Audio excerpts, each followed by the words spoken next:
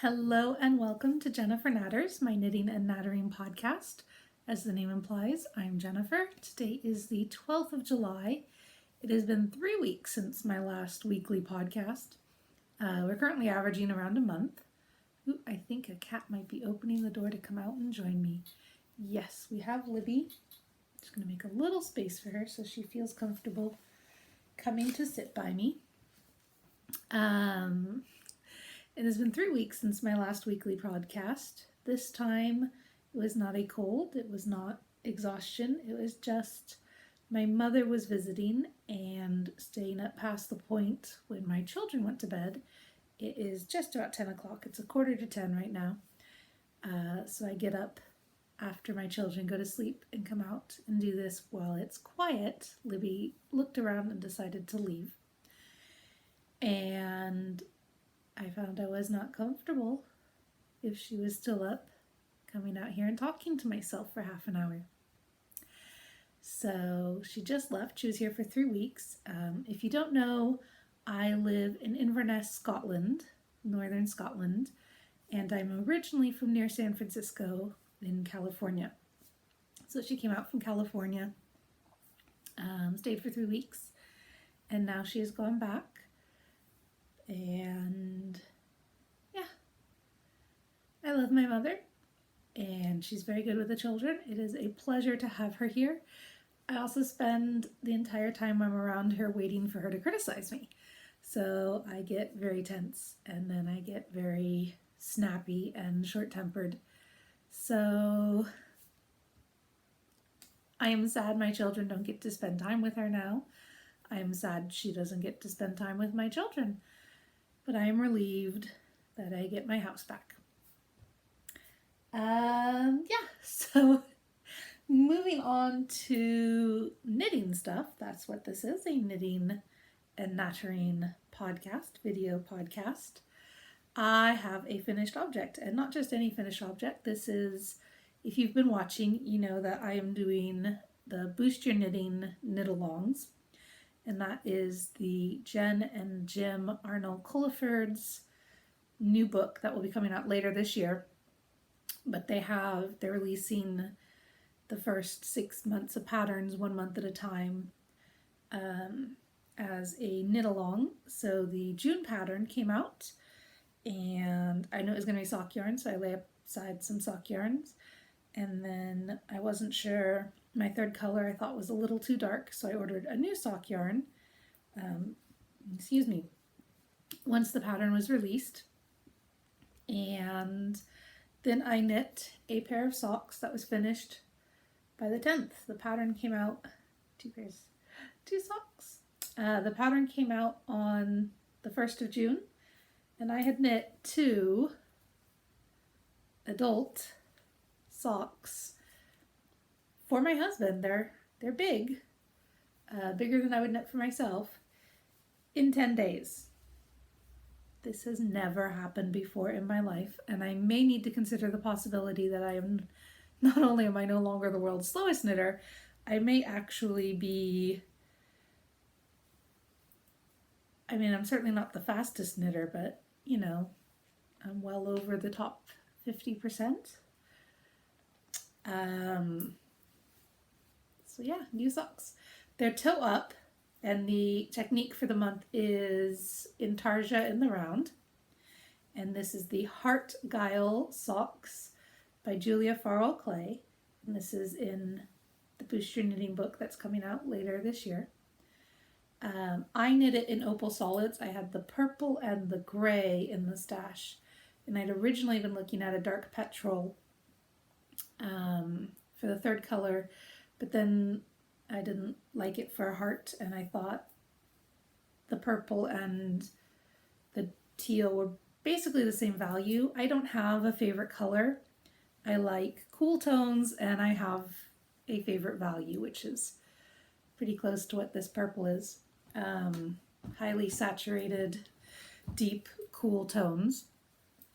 So I got this is a lilac. It's coming out pink on the screen, but it is a lilac. And so I knit the toe and the gray stripe, and then I started the other toe and the gray stripe. And then I sat there for a day and waited to get my lilac. And then I knit up. I was working on the second sock at that point, and I finished it, and then I went and did the first sock.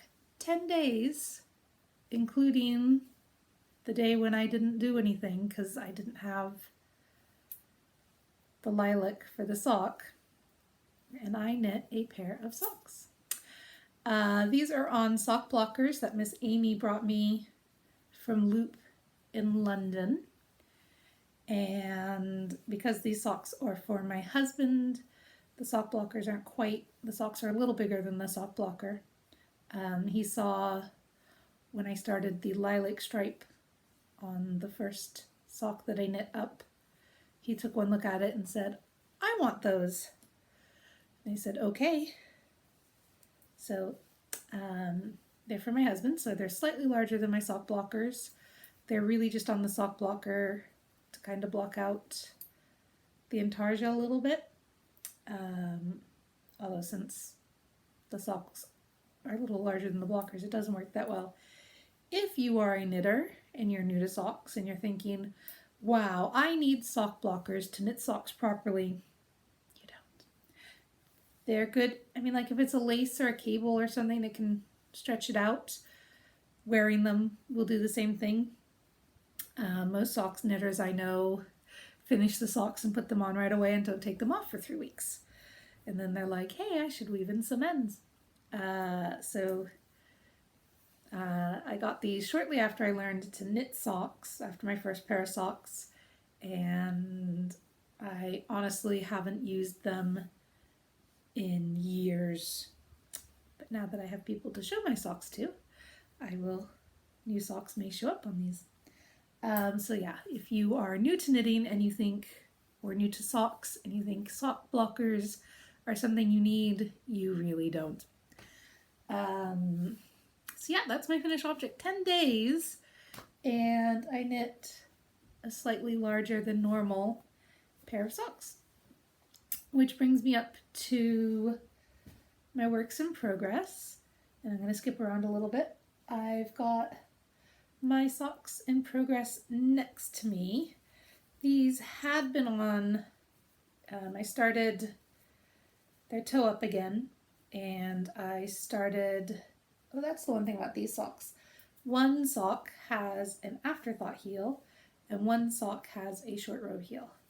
And this is the afterthought heel, and this is the short row heel, and the only reason I can tell is because I can see where the short row wrap and turned. That's the only difference. So yeah.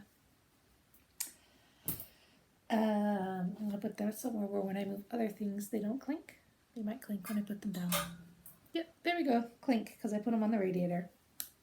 These have a shaped toe.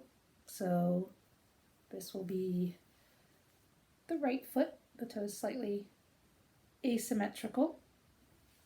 And I started them on my long circs for Magic Loop just because it's easier for starting. And then once I hit my full circumference, I switched to my 9-inch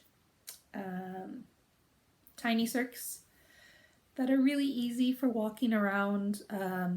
This is my handbag project, my walking around project.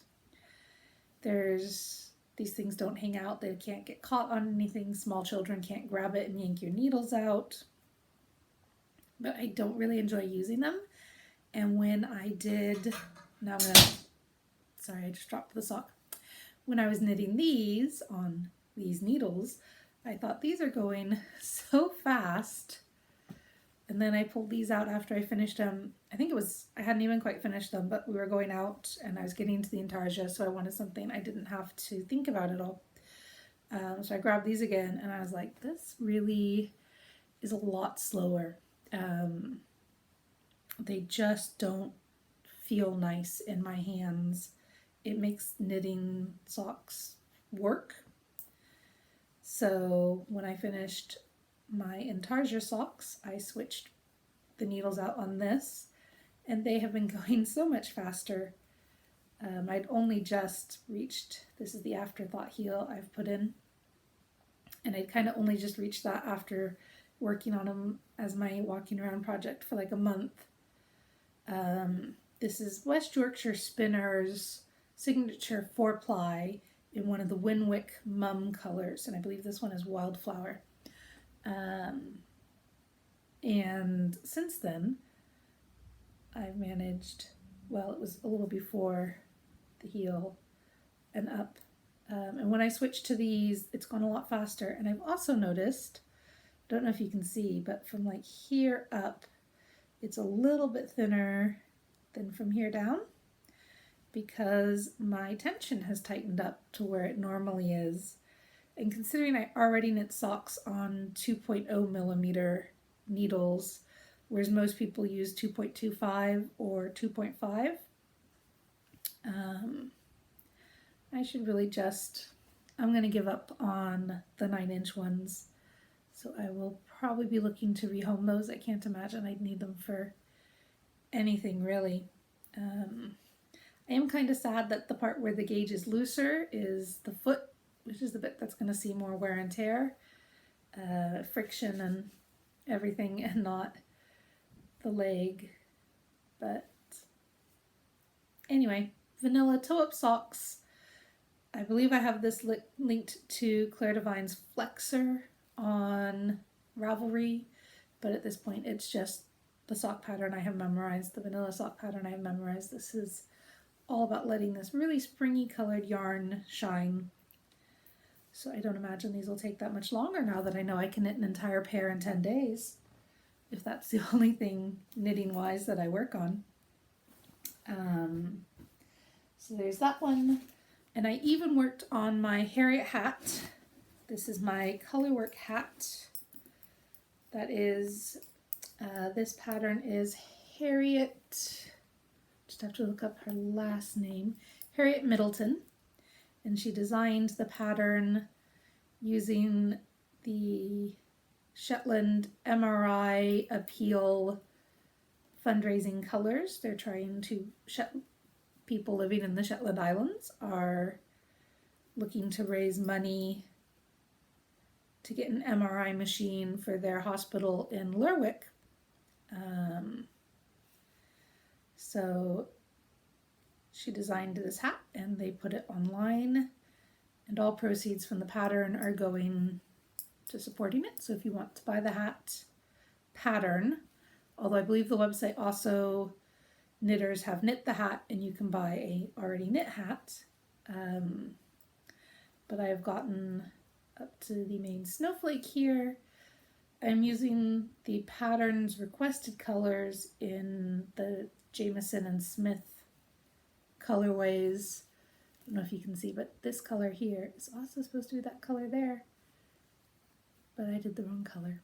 I have made a lot of mistakes doing this. I just am not finding it intuitive right now. But yeah, this is intended to be gift knitting anyway, so mistakes that the recipient will never know about or see are just fine. I don't have to worry about it bugging me, although I don't think it would. I mean, I like this kind of more tealy color than the grayer one. I'm using the suggested colors, except my white and the yellow is supposed to be a bit more goldenrod. I'm using the white and the yellow that I have in my stash. But I knit a little bit further up, just while waiting for my sock yarn. I'm not particularly rushing on this pattern, because I have found it frustrating that I'm making so many mistakes on that. Which segues nicely to my next one. I should have grabbed the back. I finished, this is my CustomFit Alta, which I'm knitting on the Jamie Possum Merino Possum blend that I got at EYF in this lovely plummy purple. And I think we're starting to get to the point where I'm going to need to turn on the overhead light. 10 o'clock, and I'm going to need to turn the light on. Scottish summer's almost over, people. Although our Scottish summer was like 3 days. But let's see. It's this nice fuzzy purple. I finished the back, and I did the ribbing for the front. And the way this custom fit pattern worked, the pattern existed before Ms. Herzog developed her custom fit plug and play.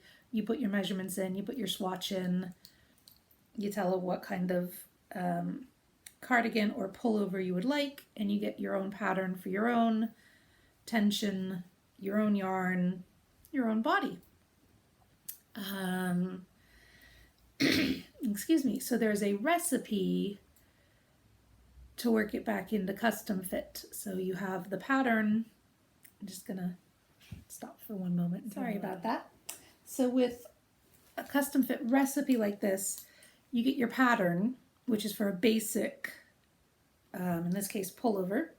Just trying to, I've now got glare on my nose.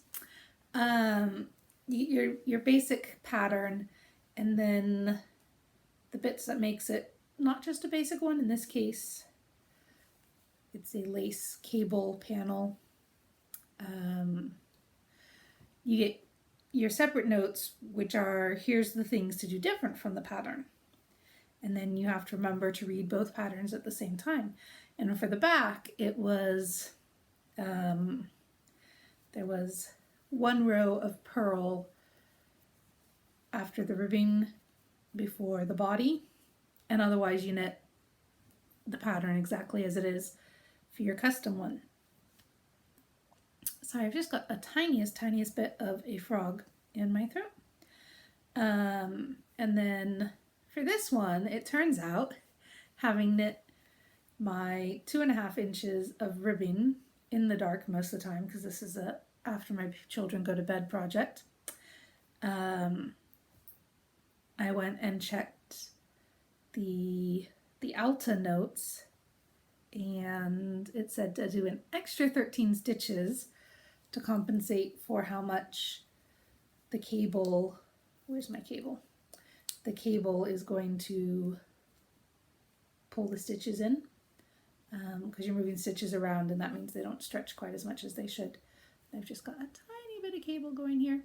So you do an extra 13 stitches, and then you do a ribbing pattern. So over here it's 2x2 rib, and over here it is a different rib that leads into the cable panels. So I had to rip out everything I'd done, cast on my stitch count plus 13, and then redo my ribbing plus the section where it isn't 2x2 rib. So I finally got to here, and I am finding it rather difficult to knit, not so much the right side where you follow your charts and knit across, but the wrong side, which is almost knit the knits and purl the purls, except for a few places where it is garter, like there's 1 stitch of garter or there's 3 stitches of garter, which means you knit the purls. I don't think I purl the knits in this at all, but for those rows, you have to remember to knit the purls just for 3 stitches in the middle. And my poor little head is having a lot of trouble with that. So I'm thinking this one may even, I don't know, need to go on a back burner for a while. I mean, it's going to be an oversized, slightly A-line, fuzzy cowl neck pullover with a cable up the front. Clearly I don't need to wear that tomorrow or in 2 months or anything. So if this one does go on a back burner for a while until I have more brain, then that's not a huge problem. So yeah, I've been a little frustrated with this. So that's my 2 main projects now that I've finished my socks for the Boost Your Knitting are both at a point where I'm feeling very frustrated with them. One thing I did want to mention about my socks that I'm working on is the bag, which is the one I told you last week. Not last week, almost last month at this point.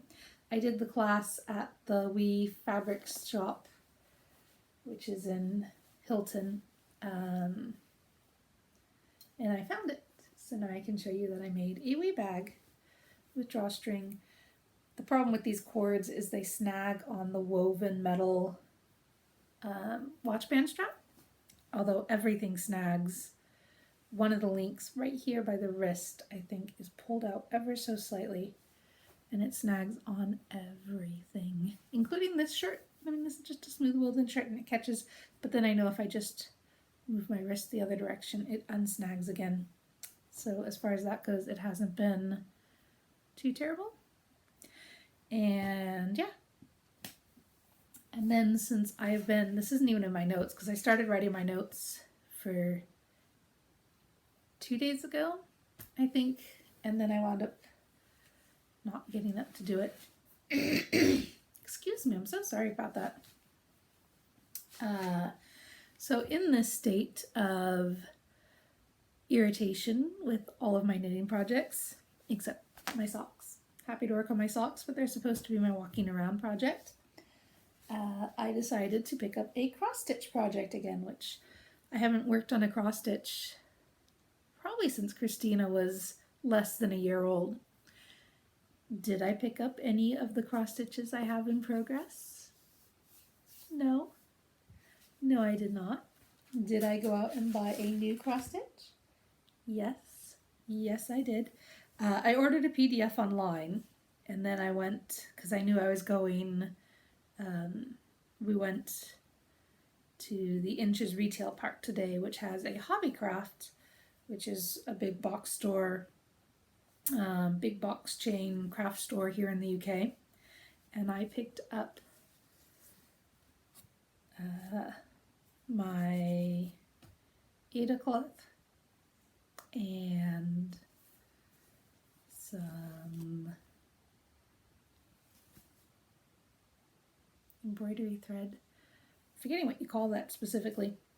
But I picked some up, and as you can see, I'm working on an R, which will be right in the middle. I did not go with the specified colors, in part because I guess they have switched from carrying, now I need to check the brands. The pattern calls for DMC, and this is, I'm sorry for the crinkling, the other major brand, which my brain is not, Anchor. They used to carry Anchor, and I guess they've decided to discontinue it because they had 2 big tubs saying 50 pence each. So I went through and picked out, the kit specifies colors in DMC, and I kind of looked at them and thought, I don't really love every color in it, but so I just picked out some different colors, and I've got this kind of bluish gray will be my main color, and I can show you the other colors I picked. I apologize, this is going to be in a plastic bag. So I've got there's 2 different blues. They're pretty close, but they're not the same. And then this one is more, I got 2 of the main color for the letters. And I've got my green over here. So it's going to be the letters in this grayish one, and then a little floral arch above and below the logo. And you know, it's the kind of thing that in the 50s would have said something really twee, and nowadays, I mean, other kits she has say things like feminist as fuck. So, pardon my language. So yeah,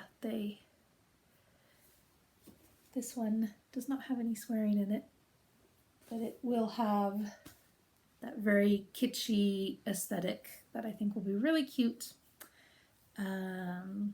Yeah, so I'm working on that, and I don't even have, I'm looking at my show notes I've written out over here, and I didn't finish writing them out either, but I don't even have a spot for cross-stitching on it, but we will throw that into sewing. So hey, look, we're in sewing, embroidering now, and I made this bag before and said I will probably never ever excuse me, finish the bag that I started at the same time at the end of the class. But because my mother came and stayed with us, I cleared out what we call the sofa bedroom, because it's got the sofa bed in it, and she was sleeping on it. I cleared out the sofa bedroom, which is supposed to be my craft room and is actually a playroom for the children.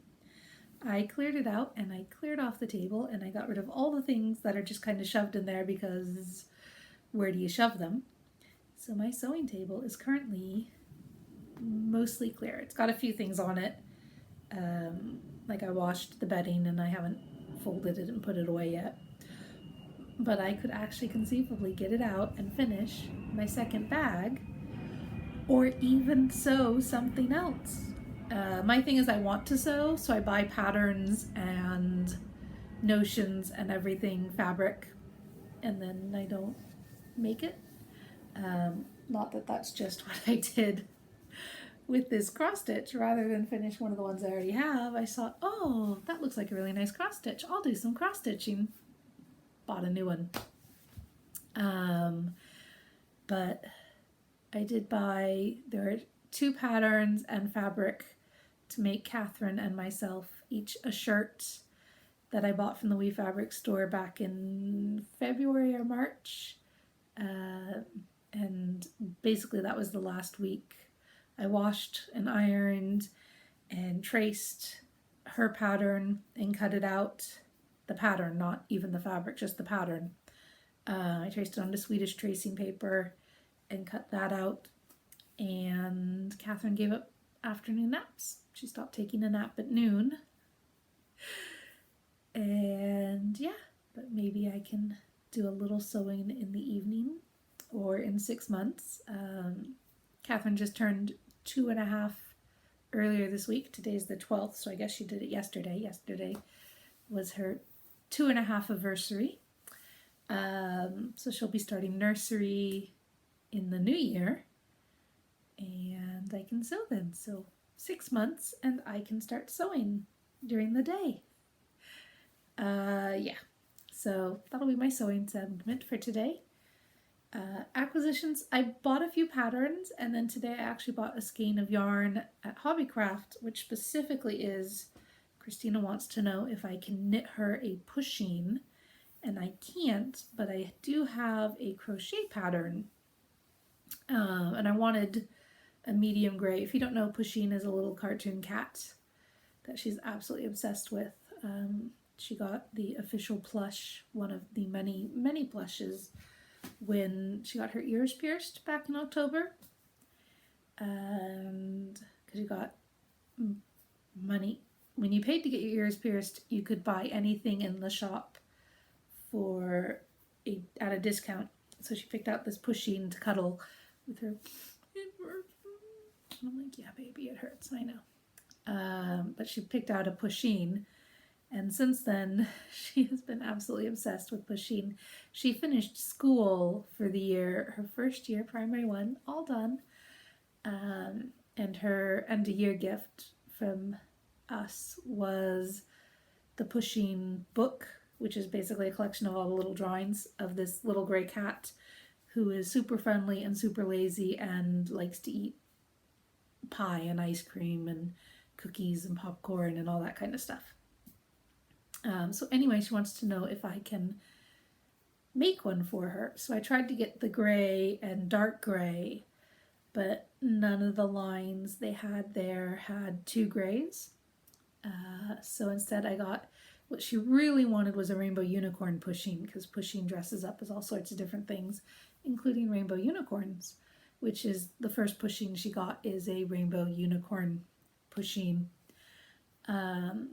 So instead I got a gradient rainbow yarn, and then I figure when I have to do the stripes, I'll just, I'll knit it and then we'll crochet it, and then just take a part of the stripe from somewhere else in the rainbow so they do show up a little.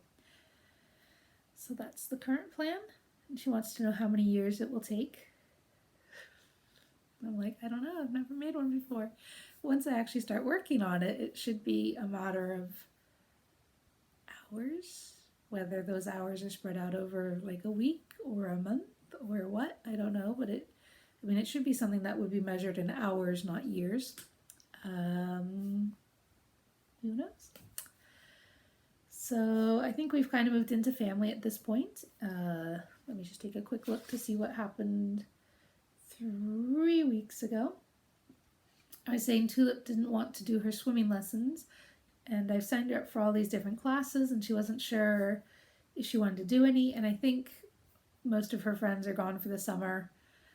It has helped her think that going to classes is more fun than just sitting at home all day, every day. So she did gymnastics this week.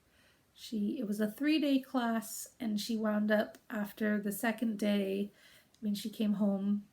I made her walk home for one thing, so she was really, really tired. I mean, we had a picnic lunch first, and then we walked home, and she was I'm so tired. And then we got home, and can I go to the neighbor house and play? I'm like, no. People who cry the whole way home because they're too tired to walk need to stay home for at least half an hour and sit quietly and eat something and get, their energy back. Then she'd go over and she'd ring the bell, but no one answered. She's not very good at ringing doorbells, so it's possible, like she pushed the button a little, but not enough for it to go bing bong. So she came back and then wanted to watch. She's discovered Boss Baby. I can't get we've got Netflix and we've got Amazon Prime and we have the iTunes store on the telly, and none of them had Boss Baby, the movie, streaming, and iTunes doesn't have it for sale. You get it off Amazon, but the Amazon account is my husband's. Netflix is me. iTunes is shared.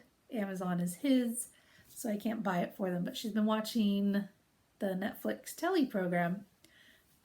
So she lay down to watch Boss Baby, and then she kind of crawled under the blanket, and then she fell asleep and had a fever. It was actually a pretty high fever, 37.7, whereas 36 is kind of average.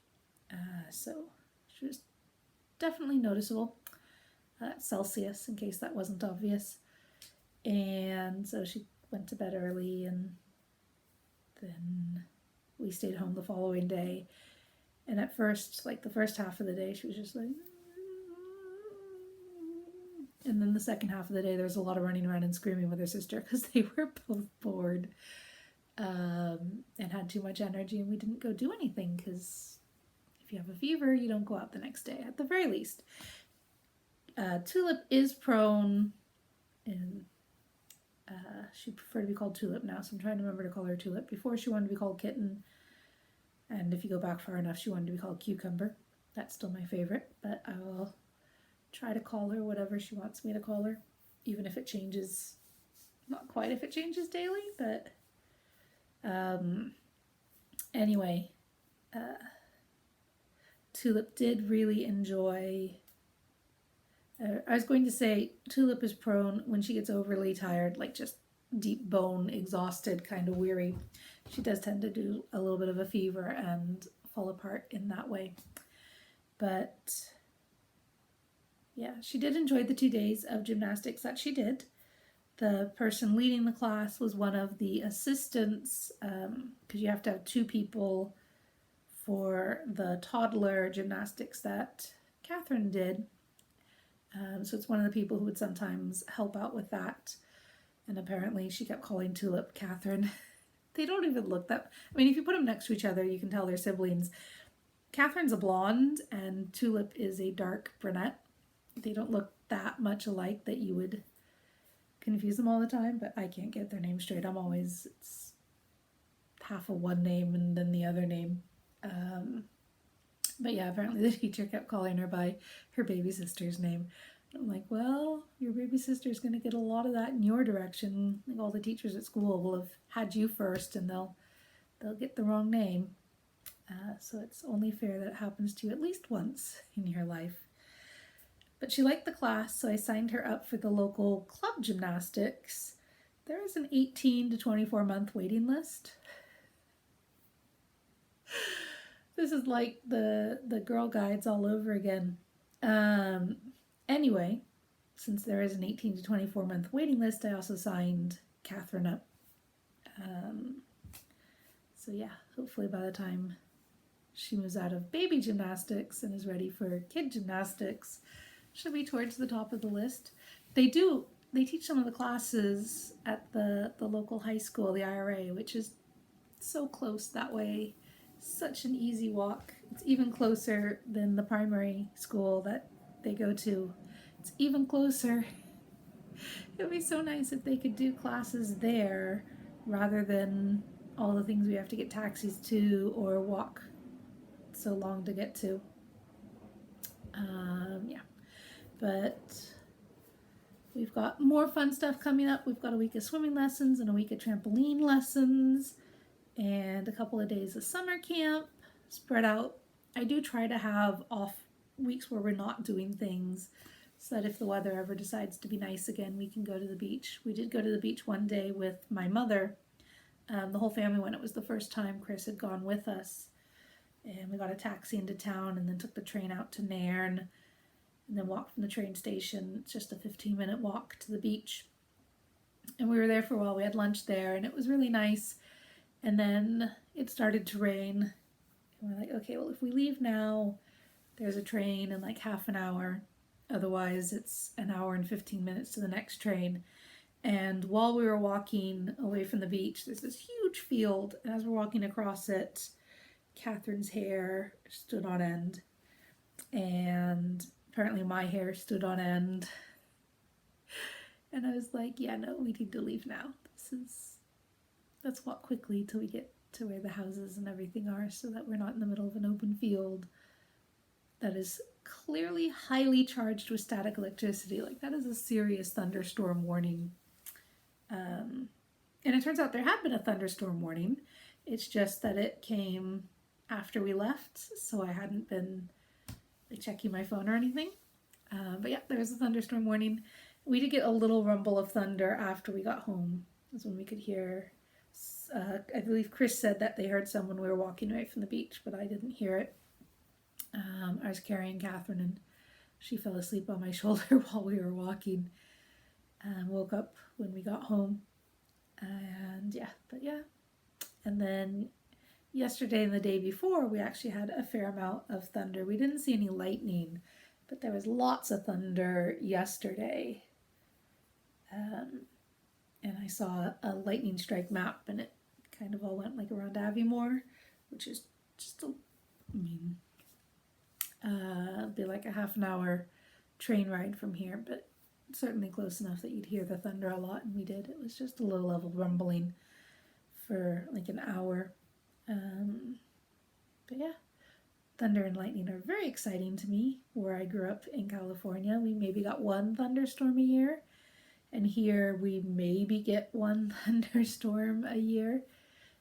Usually, I don't know, 2 thunderstorms every 3 years kind of thing. So yeah. The children both adored having Grandma here. Grandma got here right before it was time to go get Tulip from school at the end of the day. And Catherine was with me and Grandma showed up and Catherine was kind of like, oh, I'm going to cling to my mummy and be shy. And Catherine's not shy. She's the most friendly, outgoing person I've ever met. But she does need about 5 minutes to get used to the idea of someone being there. And my mother was like, I will give you tickles. And I'm like, no, like really just give her 5 minutes and she'll be your best friend. And sure enough, by the time I got back from the walk, Catherine was, yay, Mia, Mia, Mia. She can't say Grandma, so she was saying Mia. And Tulip has started calling Grandma Gran, which is what the learn to read books that she's had through school call their grandmother Gran, which is a bit of a come down from the grandmama days when I was mama and she was grandmama. And then she came to visit, and it was Grandmama, and I was real Mama, which I thought was so wonderful. I'm like, oh, I'm real Mama. It's real Mama and Grandmama. No, now she's Gran or Mia, depending on which small child you ask. And trying to think what else. I did get a fair amount of stuff in the garden. We were at the garden center today, and I bought a climbing fuchsia, which I hadn't seen before. And I'm going to put it, I've got my bedroom, the master bedroom has a little tiny patio, and then there's kind of a corner, because the house goes here, and then the little patio sticks out, and the fence goes like that. So there's this triangle between the patio and the fence, and I'm going to stick it there so it'll climb up the side of the bedroom, and if we sit out on the patio, that'll be there. Although then I was thinking, really, that'd be a good place for clematis, because clematis like having their roots in the shade and their leaves in the sun. It gets the morning sun on that particular wall, and even some afternoon sun if it clears the trees in the summer. So maybe a clematis would like that spot. But I don't have a clematis. I have a fuchsia. I mean, I could dig up one of the clematis and move it, and then put the fuchsia on the trellis. I don't know. For now, I'll put the fuchsia over there. Yeah. So I just got that. That's pretty exciting. I'm trying to think. I bought a climbing rose. We've got a pergola just out this window where you can't see it. And it has, this was my father-in-law's house before mine, and before ours, and he loved gardening, although he had been poorly for the last couple of years, so he hadn't done a lot of work. When we moved in, there was a lot of weeding needing to be done and other stuff, which I've discussed. But the pergola has a climbing hydrangea on it, except there's one section in the middle. They've really gotten so big that they've covered both ends, but there's a bit in the middle. So I bought a wisteria and a climbing rose, and I'm putting the climbing rose, there's a raised bed on one side, so the wisteria is on the raised bed side going up the post, and then I've got a trellis on the other side, and the climbing rose, I'm going to do up the trellis, and they can kind of fill that middle bit in a bit. And I think that'll be pretty, because the wisteria blooms a little earlier than the hydrangeas do. The hydrangeas are in bloom now. In fact, I think, can you maybe see a little, I don't know if that's what that white is over there, because that is what's behind me. So much hydrangea blossoms. I need to trim it back. It is really getting severely overgrown, but hydrangeas bloom on last year's growth, so I'll need to prune it back selectively or we won't have any flowers next year. But yeah, the wisteria will be purple. The roses that we got are this really bright orange that's very vivid. So yeah, hopefully those will work. And I've planted a bunch of things in our little, very small container vegetable garden that I've got going. And I think lettuce and peas. I mean, we got a handful of strawberries earlier and 2 tomatoes. But I think it'll be peas. The peas are starting. I've got pea pods, so there will be peas. And my sweet peas are just starting to bloom. And I've got lettuces. So lettuce and peas. Oh, and I've got spinach and kale growing. Those should cross our fingers. Tulip in particular is getting really into the idea of like, we can eat things from the garden. I'm like, yes. And so she's like, anyone comes to our house and she's like, here's a mint and here's a marjoram and here's a parsley and you should eat all the leaves. And you're just like, okay. Don't normally just eat those, but okay. So yeah, she started the pots that things are coming in. She started refilling and bringing me weeds. So she's like, look, I went shopping in town and I bought you a new plant. So I've got a collection of weeds on my windowsill here.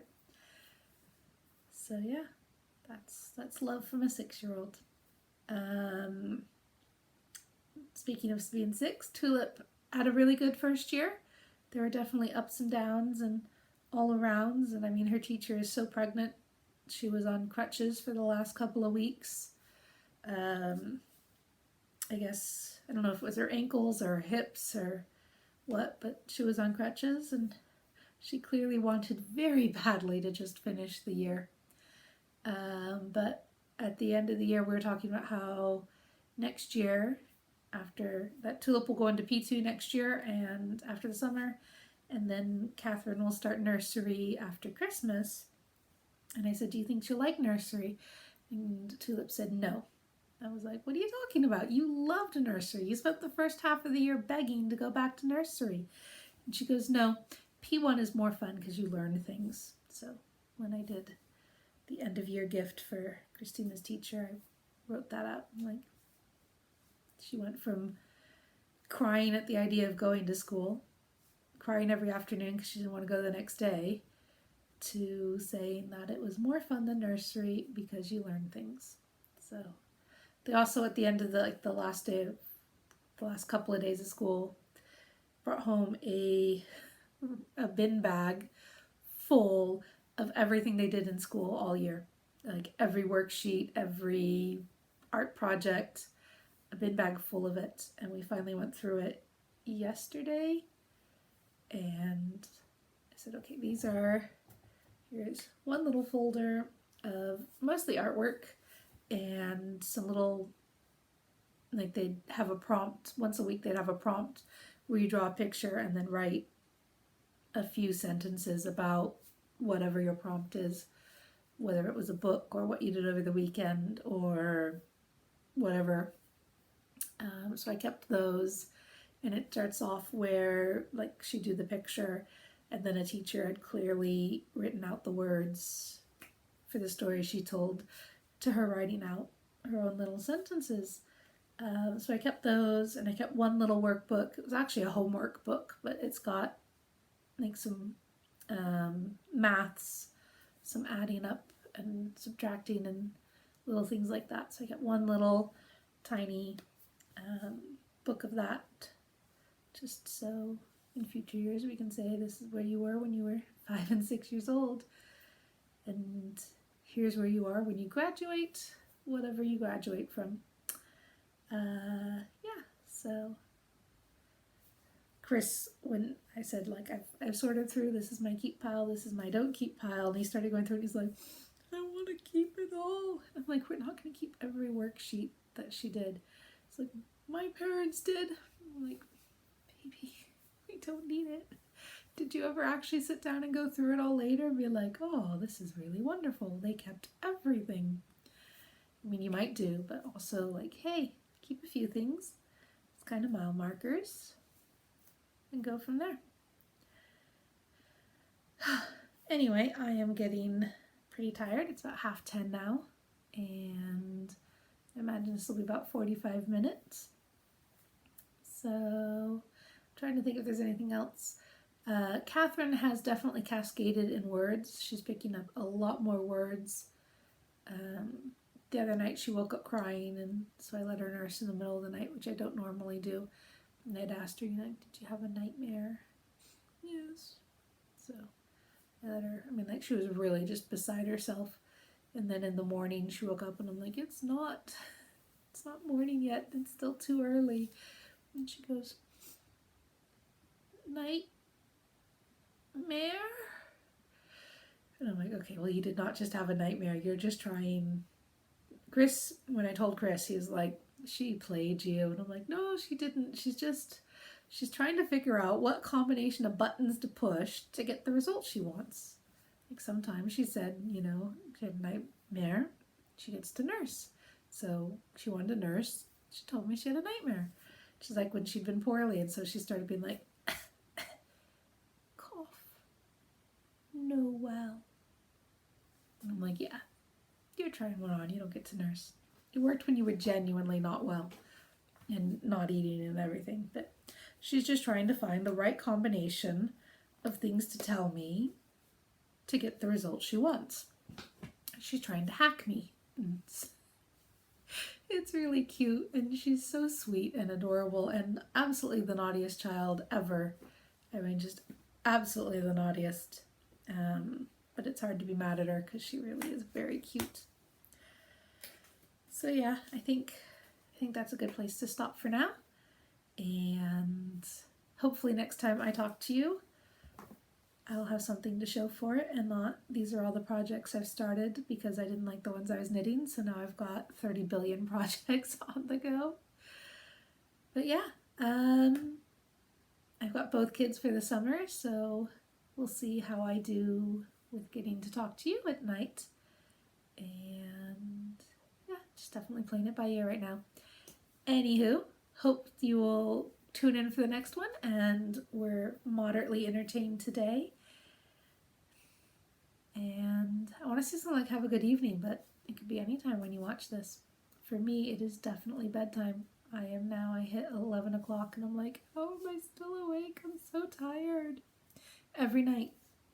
I need to it's because Catherine keeps waking me up at 6 or earlier. Anyway, thank you for watching, and I will talk to you next time. Bye.